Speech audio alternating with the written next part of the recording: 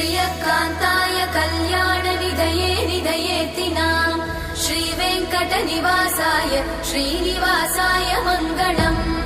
लक्ष्मी सविभ्रमालोकसुभ्रूविभ्रमचक्षुषे चक्षुषे सर्वलोकानां वेङ्कटेशाय मङ्गलम् श्रीवेङ्कटाद्रिशृङ्गाग्रमङ्गलाभरणाङ्गये मङ्गलानां निवासाय श्रीनिवासाय मङ्गलम् सर्वावयव सौन्दर्य सम्पदा सर्वचेतसां सदा सम्मोहनायास्तु वेङ्कटेशाय मङ्गलम् नित्याय निरवध्याय सत्यानन्दचिदात्मने सर्वान्तरात्मने श्रीमद् वेङ्कटेशाय मङ्गलम्